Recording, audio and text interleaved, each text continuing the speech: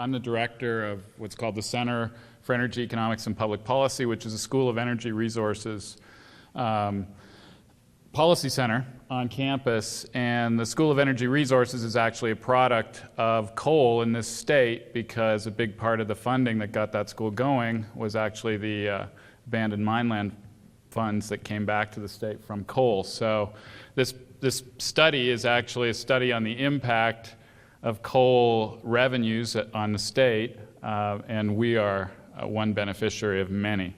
So I'll just talk a little bit about that. I'll try to go through this pretty quickly. There are a lot of slides, but the scope was pretty wide, so I won't go through this at all, except to say that when we started in May, 111D was not defined. And on June 2nd, that was kind of like an elephant being dropped out of the sky on top of us. And it really did become the elephant in the room. Up to that point, we were just looking at other challenges in the market. And so that's become a bit more of a challenge. We also looked at regional impacts, which I'm not going to talk about today. Excuse me. And mainly I'll try to get to the 111D issues at the end and kind of echo some of the things that a few other people have said. So with respect to previous studies, coal, we kind of take it for granted in this state. So where are the previous studies? There really aren't any. Nobody has really defined recently how important the coal economy is to the state of Wyoming. So that was the addition of this. There are some studies from the 1990s. The latest one is 2000. The Task Force 2000, I think it was called, back at the end of the bust. They were looking at changing tax rates in the state on coal. There are some other summary studies about why the Powder River Basin grew like it did, but they don't really talk about impact. There are some studies that look at the Powder River Basin area specifically just to look at social implications of leases. So that's part of the BLM's process, but they don't look at the entire state. So just to remind you how much coal we produce, this is what it's looked like since 1970. So right down at the very bottom, you can barely see it. 1970, we produced about 10 million tons of coal a year. Right now, we have 8 of the 10 largest mines in the country. Every single one of those mines produces more than what we produced in total in 1970. In fact, 2 of those mines produce over 100 million tons a year. We now produce about 400 million tons a year. I'll come back to that, about 390. We produce about 40% of the state's coal, or the nation's coal production. Back in 1970, we were about 1%. So I'll say this about that growth in coal. It came for 2 reasons. Really 2 reasons. One is the incredible economies of scale and the cost that you can get the coal out of the ground in the Powder River Basin. The second thing is it's a product of regulation. And it's something we need to remember. A big part of the demand for Wyoming coal is its sulfur content. So, it's ironic that we're talking about 111D today, because what the Fed giveth, the Fed might taketh away, I guess, is how you might think about it. So that's really what we're looking at now. So in the recent past, if you look towards the end there, you'll see there's been a decline. And that decline, we are now producing the same amount of coal we produced in 2003. As a nation, we've also seen a decline in coal output. So what are the sources or the causes of that most recently? And you can list those as basically the slow economic recovery, slow load growth, clearly natural gas prices. They've become much more competitive gas generation with coal. The expansion of renewables. We have to make room for that. When renewables are available, they're dispatched first, and that pushes others out. And then some other factors that have recently affected us, accelerating coal retirements for various reasons, including regulation, but also just age. You've already seen today that the coal fleet is relatively old. And then finally, the elephant in the room, like I said, the one that landed on us, is carbon regulations. And 111D really didn't look like a rule that at least we were expecting. It's not the type of rule that we're normally used to, so it was more difficult to deal with. But those are the factors. Just a word on rail congestion, because this has been kind of an issue lately. Seems to be mainly an issue with the BNSF. I know there's a little words, but the important thing to see is this is the increase in all the types of traffic through 2014. And even if you can't read this, top one is grain, about 15%, about 14% in oil. So that's the issue with respect to congestion on the lines. If you look right at the bottom, like less than 1% increase, that's coal. And so, this has resulted in coal generating stations actually having to cut back in places like Minnesota because they're worried about their coal inventories. People have argued this is one of the we could sell more, and so I just leave that as a question. There's a potential for recovery here if this congestion clears, but there's a two-sided question here. One is maybe it's congestion, and it is congestion in some cases that's reducing coal deliveries, but the other thing is we could have a load decline with respect to coal. So where is the demand effect on this, and how much could that bounce back? And that's not clear. So how much does coal matter today? We produced in 2014 approximately 390 million tons. The exact number, as far as I know, is not out yet. We used data from 2012 through most of this study because that was the last year when the complete data set was available while we were doing the analysis. Of course, practically the day after we presented the report, the 2013 data began to come out, but it's a bit tedious to go back and do it. We will eventually, but for now I'll just present 2012 numbers. Direct, that means coal mining. Employment is about nearly 7,000, 6,900 in 2012. I'll come back to that. What we also talk about with respect to impact is the additional economic activity that coal creates. So there's two ways of looking at that. One is what firms spend money on, so what the coal mines spend money on. We call that indirect effects. And then what the households who benefit from the coal mine, think of it as the salaries, what they spend money on when they go buy groceries. That's induced. So if you think about the number of jobs that are created in front of and behind coal after it's mined, you see that that number jumps to about 16,000 people. And the average earnings, if you include benefits, are very high. 136,000, almost 137 per job in the mining sector. Indirect, supporting the mining sector, 55,000 induced, that's mainly service sector jobs, about 36. So this is just to give you a pictorial representation. We actually look a little wider. We say the coal economy is not just coal mining and associated activity. It's also coal-fired generation. We have a lot of that in the state. 7% of our coal actually goes to fuel coal-fired power plants in the state, and then railroads. But you can see the comparative size. This is how much each of the sectors contribute to gross state product, we call it, or value added. So if you look at the wider coal economy, it's about 14% of the output of the state. If you look at coal mining alone, it's about 11.3%. So that's just activity, so the dollars that are generated or the production value that adds to the state. If you look at employment, though, it's a little different. Again, coal mining by far dominates the employment effect.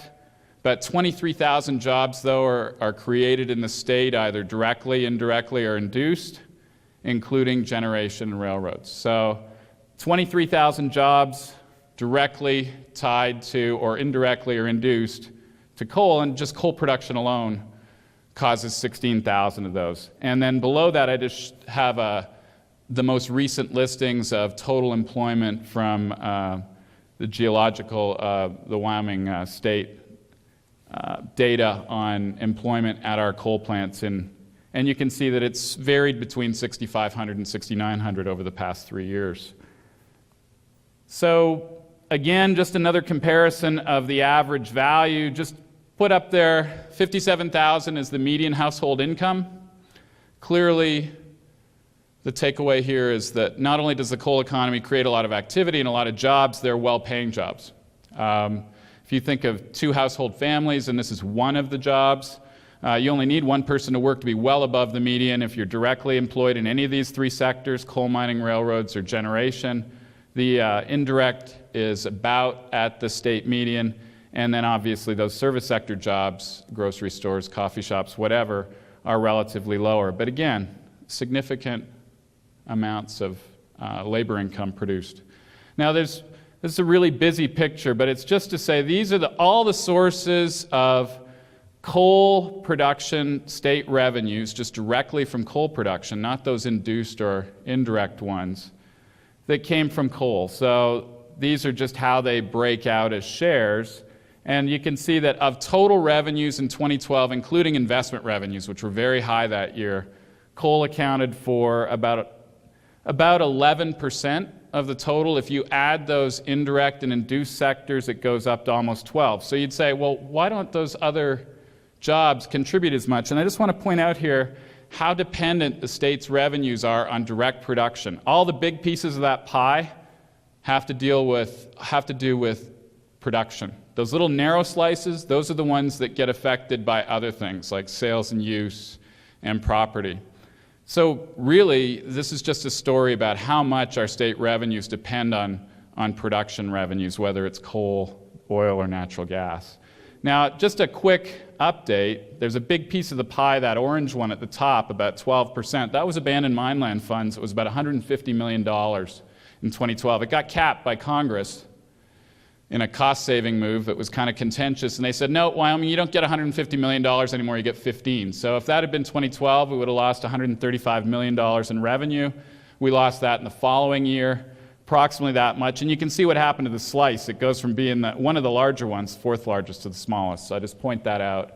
The feds already took a big chunk of our revenue away. So coal forecasts, what's it look like will happen? So we just took 5 forecasts. The EIA reference is the first one.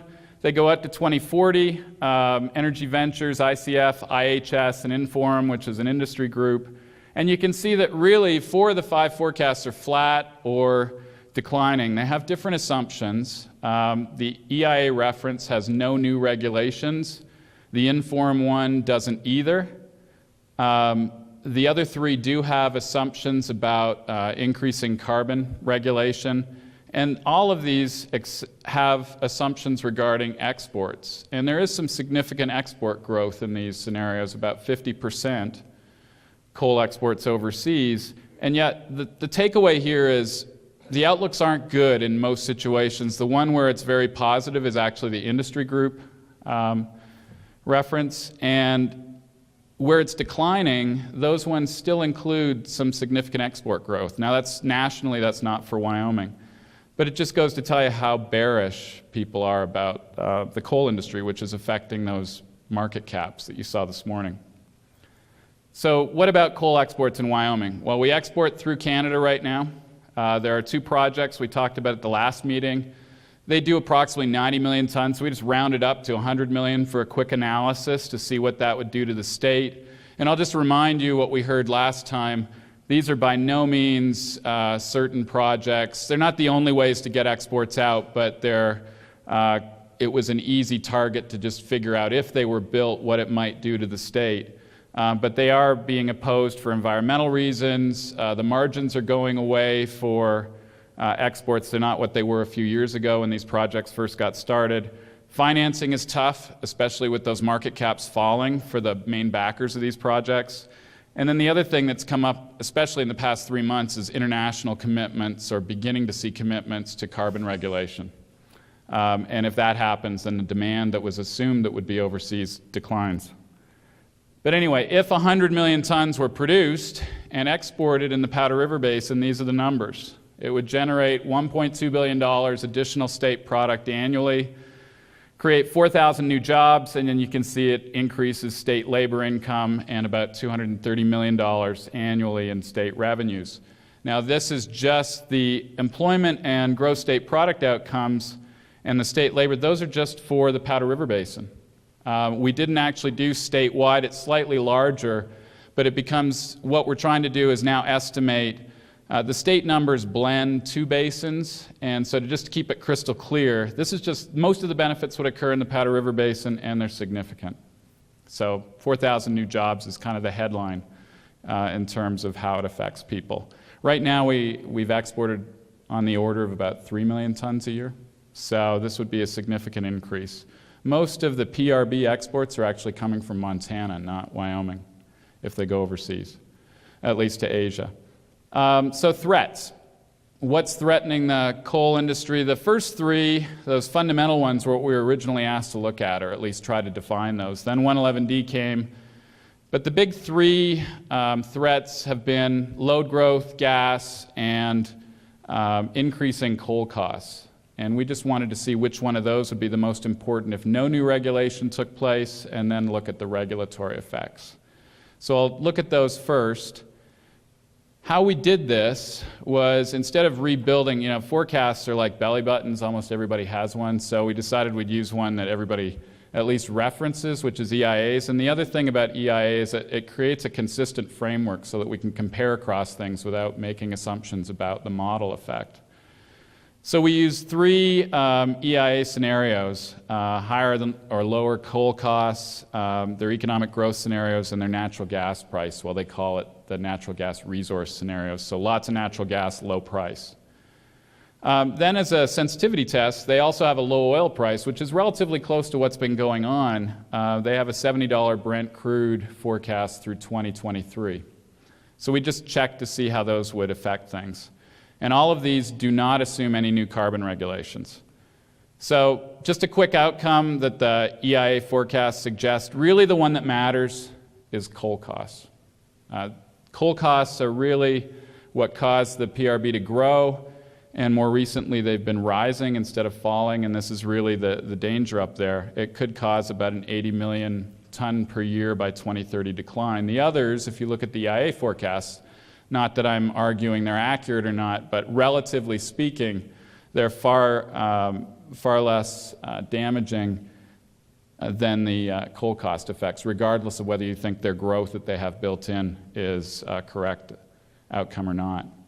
So this just gives you a sense of maybe the employment change. And all you really need to take away from this graph is that in every case except high coal costs, if you assume that growth occurs, you get more employment. And the one case where this doesn't happen is high coal costs. And so, one of the dangers the Powder River Basin faces, and they know this, even without any carbon regulation, is just the fact that they're beginning to deal with more overburden, they're digging deeper, productivity at the mines is falling.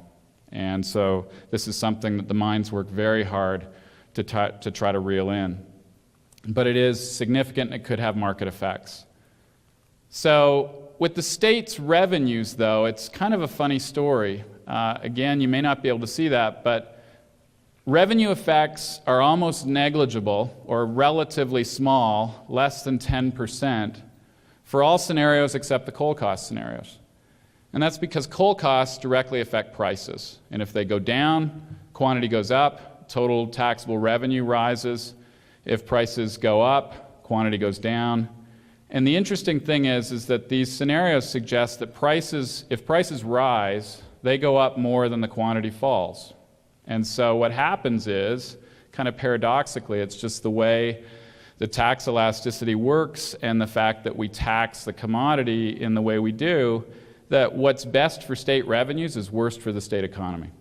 The high coal cost case actually generates the most revenue despite the fact that it kills the most jobs.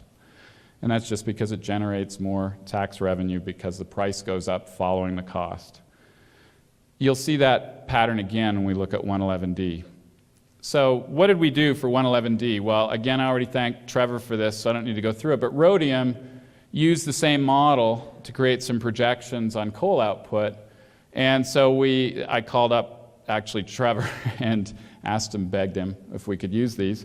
And they said, sure. They shared that with us. Now, a complicating factor of 111D is it's assumed that when coal goes offline, more gas goes online, and we produce both. So now we have to think about the state impact with respect to coal effects, which are negative, and potentially positive gas effects, because we generate gas as well. And the gas is a little more difficult. Coal in these models that the EIA produces and are used by others, they actually identify specifically Wyoming production of coal, but they don't identify gas in that way. So there's an issue of downscaling from the basin to the states, and then also within the regions we had to upscale, so that was just a methodological issue we had to overcome. The downscaling, we used Rhodium's technique to get the states. Upscaling, we had to develop our own. Anyway, here's kind of the headline. The green line at the top is kind of the reference out to 2040 if there were no carbon regulation. Rhodium's reference and AEO's, the EIAs, are almost identical. There's a slight difference in their assumption of the new plant regulations that occur in both of those, but they lie on top of one another. The dotted lines are scenarios for a $10 greenhouse gas tax that rises at 5% and a $25 greenhouse gas tax that then rises at 5% a year.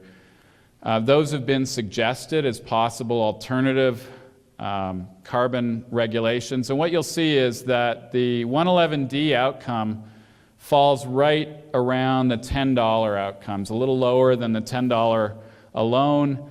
And then there's another one with low gas prices if you included those. But the bottom line is we're looking at anywhere from 34% in the worst year decline in the best scenario to a 50% or more decline in the worst scenario in the worst year. And really what's important to take away from this is it depends on how you implement the policy. So there are choices with how the country implements this policy. One is energy efficiency and whether it's included. You can use that building block, you don't have to. If you do, it spreads the burden of reduction across wider sectors of the economy and reduces the load on coal. So coal doesn't get hit as hard. And if you could see them, and again it's in the report, if you were to look at those lines, the two best lines, the orange one, I think I've got this line here and the one above it, those are the ones with energy efficiency.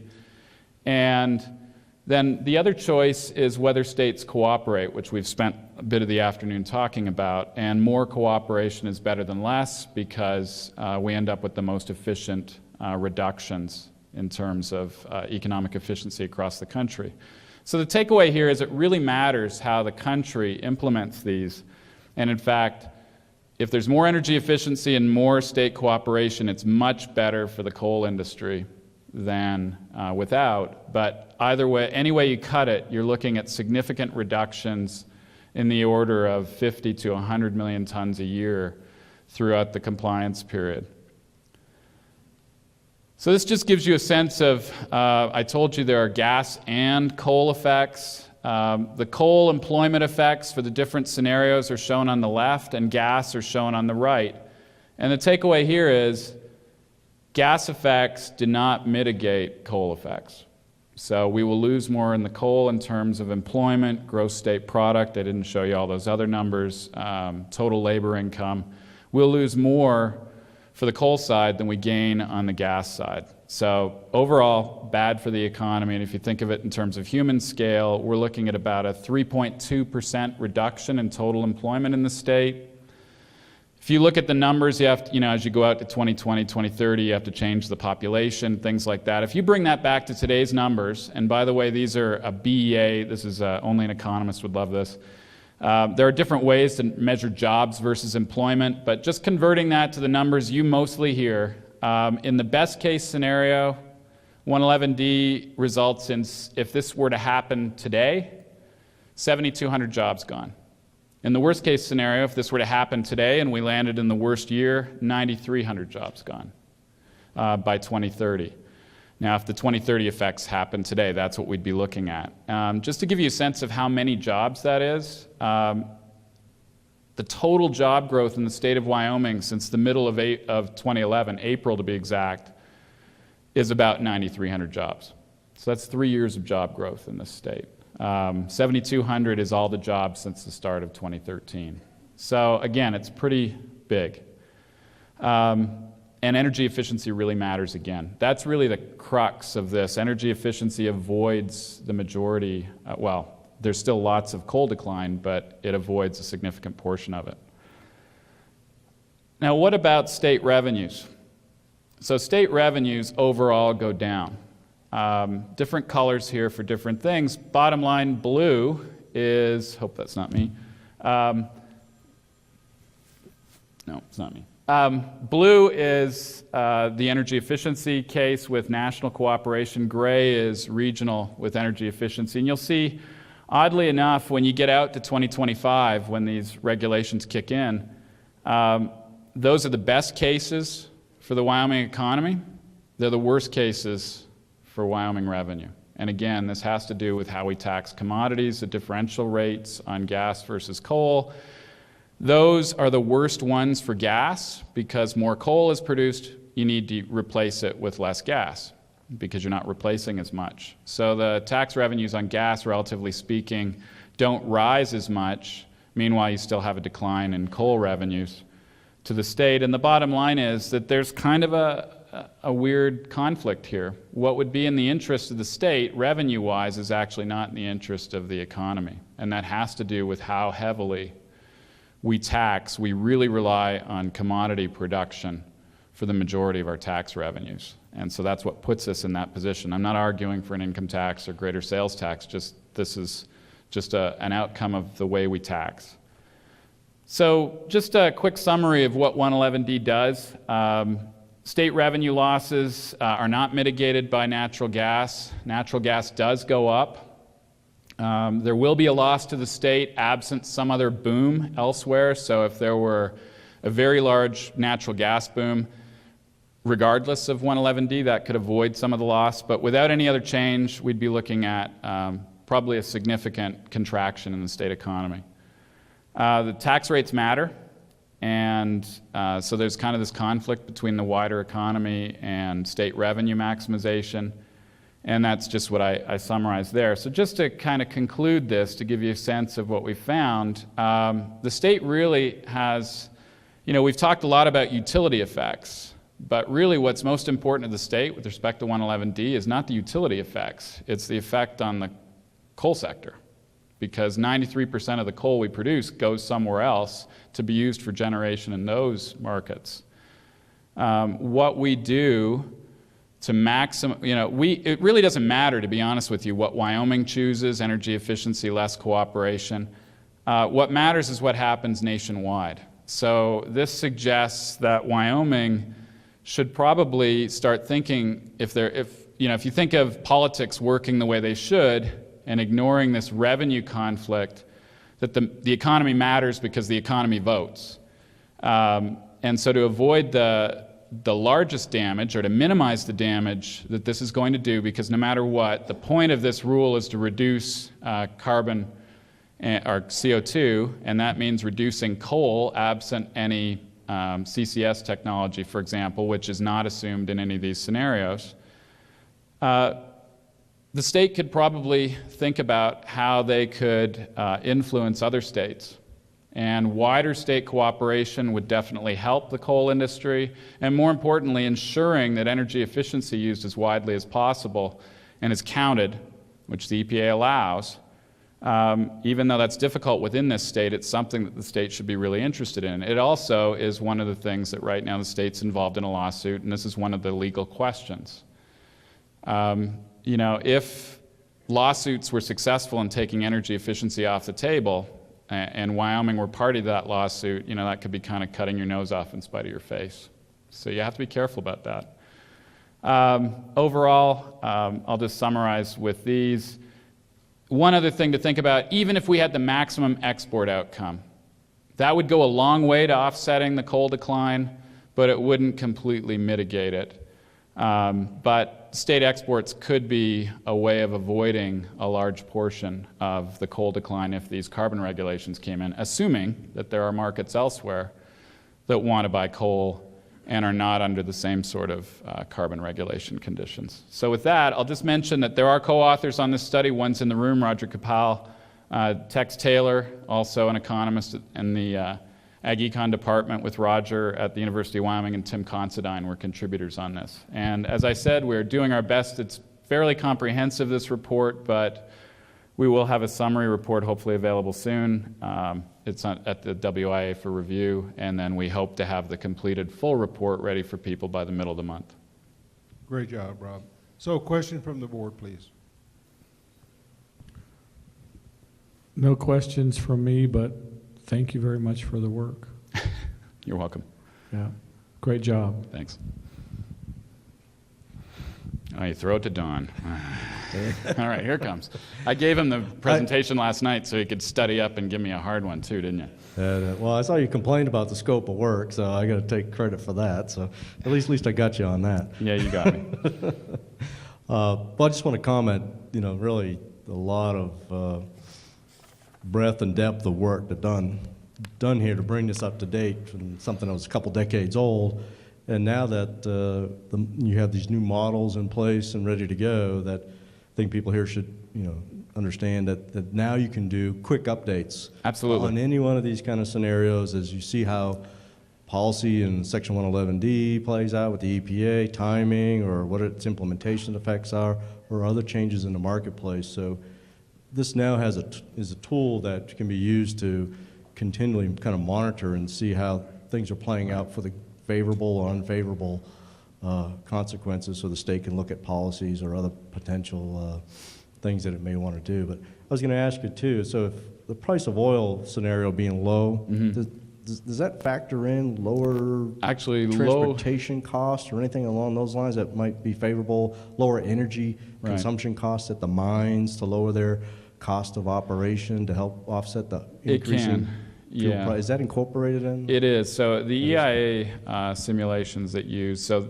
to your first comment about a model that's ready, we're glad to do, now that it's out there, we can easily update and impact. What we need though, the grist, is an assumption about coal production. So we did not build the NEMS model is very complex.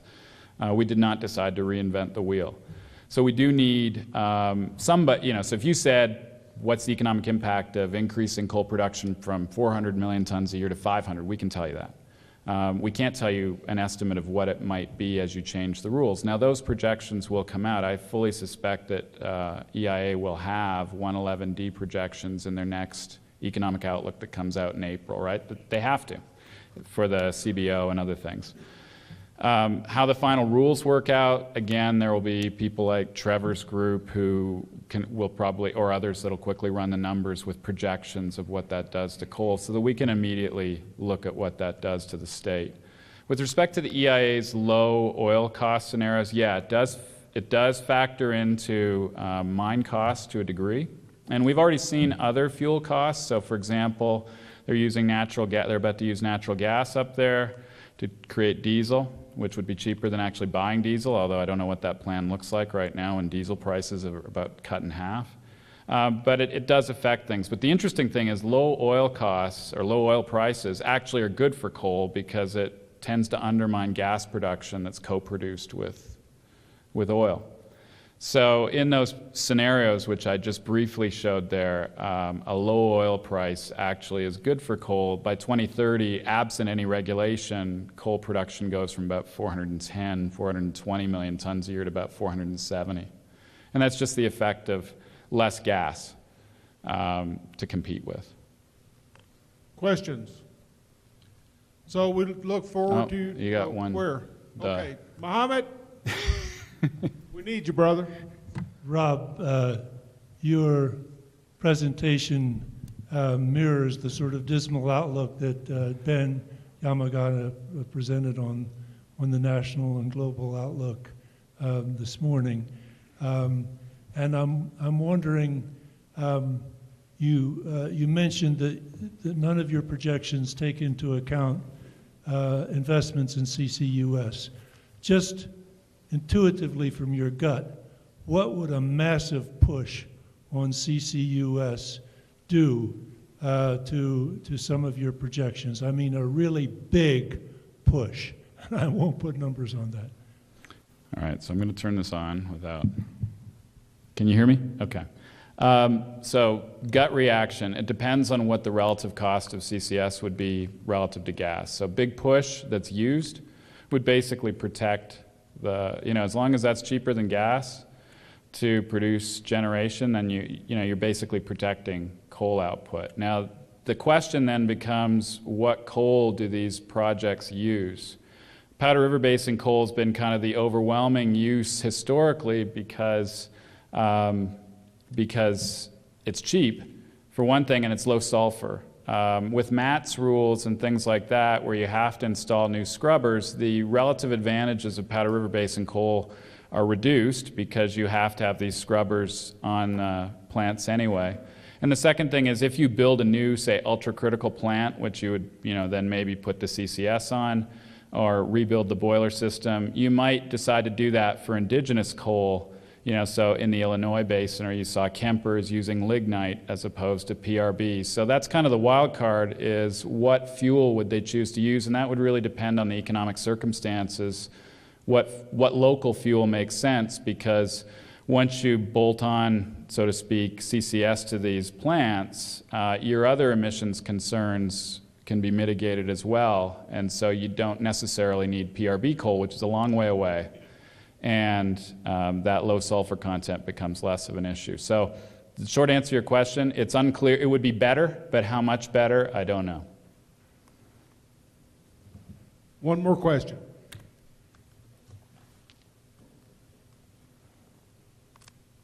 Thank you, Lloyd.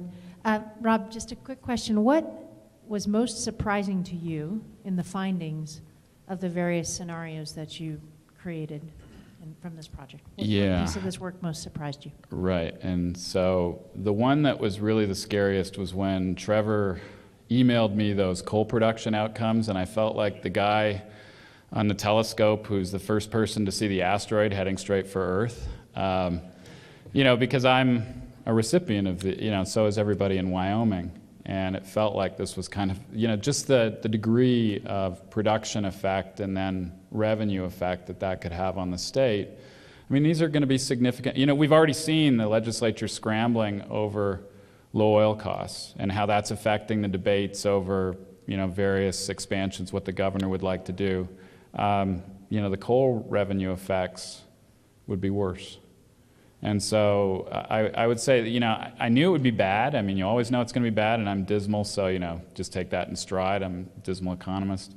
But that was probably the biggest surprise, was just how bad they could be. And just how much, when you think about it, we take coal completely for granted in this state, I think. And because it doesn't go up, it doesn't go down, it's very stable, relatively speaking. So it's been kind of the thing we've depended on. And all of a sudden, you just kind of, it's like having the chair pulled out from underneath you. And that's kind of what surprised me. Yeah, just a question. I know that it's dangerous ground for an economist to take a policy position, so I'm not going to ask you to do that. Okay. But could you elaborate a little bit more about and talk about why it's important maybe to have the conversation on the revenue side, state revenues versus the state economy. Talk a little about how that's those two things are maybe inverted from what you would normally think. So can you talk a little bit about that, so maybe those of us that might have to wade into that dangerous current would be better equipped to understand what you're... Right, so it is a conflict. So the state, may have a conflict there if they're worried about revenues, but clearly, we elect the people who make those decisions, so I think that the economy's concerns win out, period. But the reason that occurs is basically that we tax the value of production. And so when the value of production declines, which it occurs, if you were to raise price, quantity demanded would fall, right? And if the price increase is more than the quantity demand increase, you can still get an increase in total revenues. This is kind of like going back to Econ 101 and things about elasticity. So that's what causes this difference. So with respect to what the state might do about that, well, there's choices, but I wouldn't argue that, possibly you could think about, lowering the tax rates. Somebody's going to argue that on commodities that are hurt. But, there have been other studies that show that if you were to lower the tax rate on, for example, coal, it would just get soaked up by the railroads, because we have two railroads that, they also set freight rates, and studies have shown, not just here but elsewhere, that if you reduce the costs, they look at delivered cost, and that just gives them more chance to raise their freight rate without an effect. So, the policy with respect to revenues, I mean, that's a tough question. I mean, one of the things is, and we've looked at this for example, the School Facilities Commission, because building schools and school foundation really depends on coal revenues. Our coal revenues really fund our education system through the state. So there may be a case to be made that we have to revisit things like the distribution rules. I haven't even talked about coal lease bonuses, but clearly when the market looks terrible, you're not about to go out and buy your next 10 years worth of inventory, you use up your inventory. So coal leases aren't being sold, and that's having a big effect on the revenues available for building schools. So to answer your question, I guess I'll punt. I don't really have a good sense on this. It's, without saying that if you need to make up those revenues, you have to make them up somewhere else. So you either hope that growth occurs elsewhere to offset this, so maybe the economy grows slower because of 111D. We're just doing this in the abstract, just 111D. Maybe that would offset it, but otherwise, you'd have to look at, if you really need to maintain those revenues, you either have to cut spending or find new revenues. And that's always a tricky question politically. Rob, thanks for your hard work. Appreciate it. And we look forward to releasing your study later this month. So great job. And if you'd swap that Thank you. lapel mic with Jay Casberry. I will do. Appreciate it. Thanks. Give Rob a hand, please.